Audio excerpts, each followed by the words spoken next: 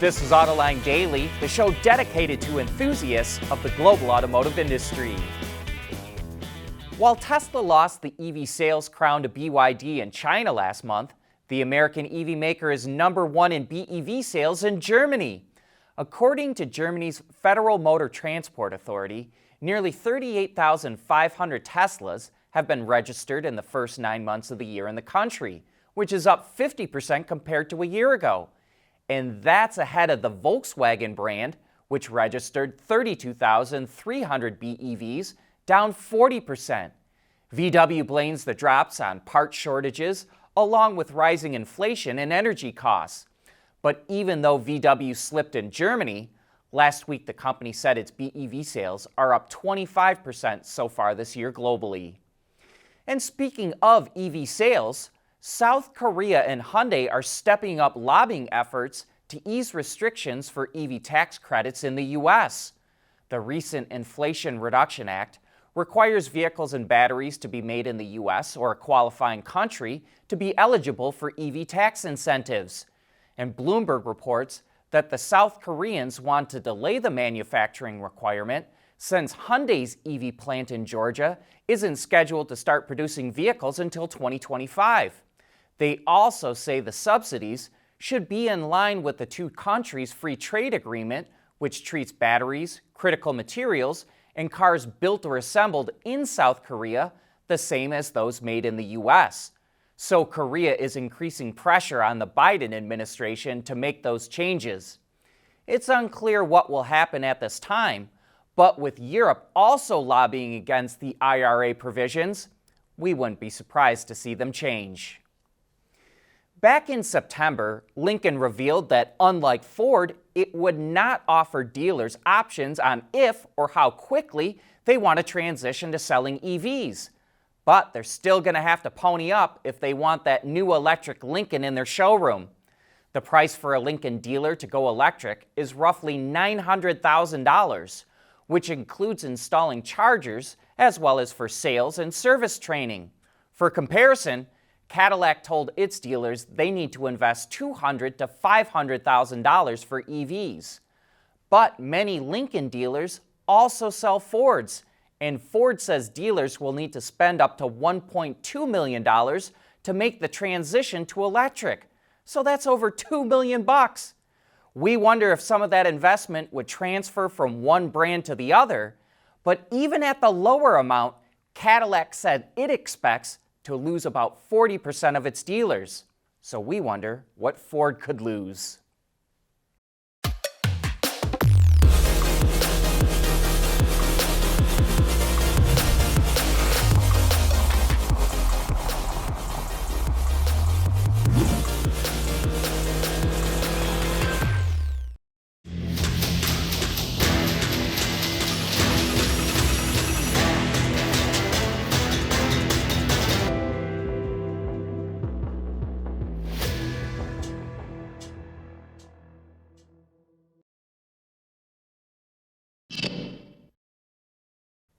Hyundai revealed the design for the all-new version of the Grandeur, which is sold in other markets outside of South Korea as the Azera.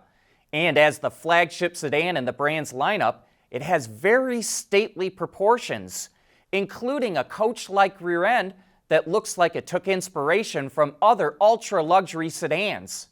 The front end is very upright with a diamond mesh grille, while thin horizontal lighting that stretches the width of the car highlights the front and rear. Overall, we think the design follows closer to Hyundai's EVs, but it doesn't say what kind of propulsion system the Grandeur will have. And we would be a little surprised if it is electric, since it doesn't follow Hyundai's Ioniq naming structure. As for the interior, it's highlighted by large screens that are combined into one display on the dash, with a second display for HVAC controls mounted lower. And note how the gear selector was moved to the steering column to free up space in the center console. No word yet on when the new Grandeur will launch. As you know, chip shortages and other supply chain issues have crippled car inventory in the U.S. over the last year, leading to a lot of empty dealer lots. But over in China, the exact opposite is happening. According to the brokerage firm, China Merchants Bank International, automakers had delivered more than 1 million vehicles to dealers in China in the first 9 months of the year, which is a record. The problem is, the economy is starting to slow, which is hurting sales. Deliveries to dealers were up 33% last month, but retail sales only rose 9%, leading to more inventory on dealer lots. So now analysts are concerned the market will face a slowdown in 2023. Earlier this month, Sylvain Philippi, the head of Formula E team in Vision Racing, said he sees EVs reaching cost parity with ICEs by 2025 or 2026. But it sounds like Renault CEO Luca De Meo doesn't agree with that, and it all has to do with rising material costs. 8 years ago, he expected battery prices to fall by $100 per kilowatt hour over a 5-year period, but he says we still haven't seen that reduction. De Meo says, quote, "I can come up with better battery chemistry and better power electronics, but these gains would be erased when the price of cobalt doubles in just 6 months." And adds about EVs and ICEs, quote, "I do not see this parity getting close," close quote. However, the CEO does not give a timetable for when he expects that changeover to happen. At Schaeffler, we pioneer motion.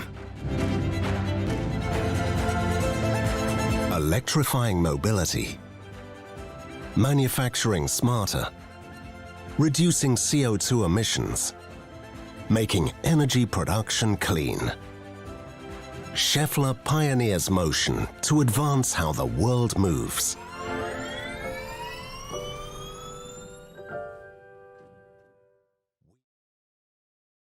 We want to know what drives your testing. OTA, connected car, diagnostics, remote testing. Intrepid Control Systems is here to help you work from anywhere. Intrepid Control Systems, driven by your data. There was a time when most of the vehicles sold in Australia came from British or American car companies. Not anymore. Today, most of the vehicles come from Japan, Thailand, and China, and in that order. Sales of Chinese vehicles are rocketing up the charts. As recently as 2018, Chinese-made vehicles ranked only 12th in Australia. Today, MG, which is owned by SAIC and Great Wall, is leading the way, along with a company called LDV, which sells utes and vans. But the rise in Chinese-made vehicles also comes from Tesla, which is shipping Chinese-made Model 3s and Ys to Australia. And we want to thank our viewer, Warwick Dundas in Australia, for bringing this story to our attention. A little over a year ago, we showed you rotating screen technology from the supplier Mitsubishi Electric, and now it looks like it's making its way into production. Henrik Fisker showed video of the user interface for the new Fisker Ocean on Twitter, which shows the user can flip the screen from landscape to portrait mode. We're not 100% sure if Fisker is using Mitsubishi Electric's system, but the supplier does have a patented application on the technology, so Fisker most likely is. The Cadillac Escalade is probably the most profitable vehicle that General Motors sells. But did you know there was a big fight in the company over whether they should make it or not? A number of people in GM thought Cadillac customers would never buy a luxury SUV, and they tried to prevent GM from building it. And that's what we'll be talking about on Autoline After Hours tomorrow afternoon. John Smith, who ran Cadillac at the time and fought hard to bring out the Escalade, will be our guest. And we'll also get his opinions on Cadillac's goal to go all electric by 2030. So, join John and Gary for what will be an amazing look into the inner workings of a giant car company. But that's the end of today's show. Thanks for joining us, and we'll be right back here again tomorrow.